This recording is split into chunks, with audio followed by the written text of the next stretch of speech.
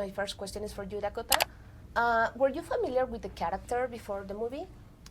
No, I wasn't. I learned about Madame Web when I read the script, and then after I read the script, I looked at all the comics and what I could find on the internet. Okay, thank you. So, SJ, could you tell me what was your inspiration for this version of Madame Web? I think what inspired me the most from the comics and the original script that I was sent was the power of clairvoyance and the fact that she used her mind. This wasn't sort of someone that needed superhuman strength to be a hero. And that's what I found the most exciting bit of it. And using that clairvoyance and bringing it to the screen sort of led me to believe that this could be a really exciting psychological thriller within the Marvel world. Okay, thank you. Dakota, we know the challenges of bringing to life a superhero in these days because the fandom are very picky. So, knowing all of this, why did you accept the role?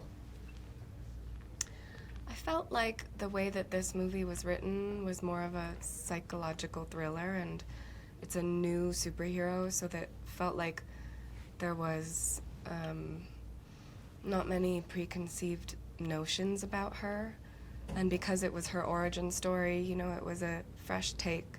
So I felt like we had a lot of grace, and we were really wanting to make something feminist and powerful and more cerebral than what you've seen recently in other superhero films. Okay, thank you.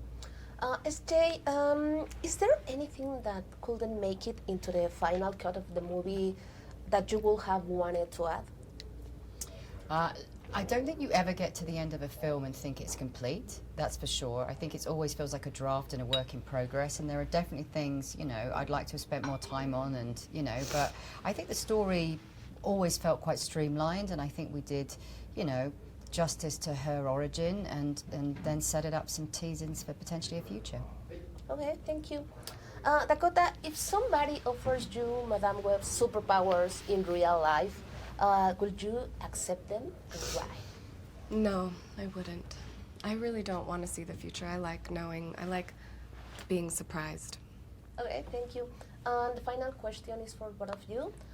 Do you have any message for your Mexican fans? I hope people in Mexico have a great time watching the film, and I'm so happy that we get to open the movie here. Yeah, I echo that, and just to say thank you to Mexico for hosting us and being a part of the film. Mexico is in the film, so we couldn't be more proud of that.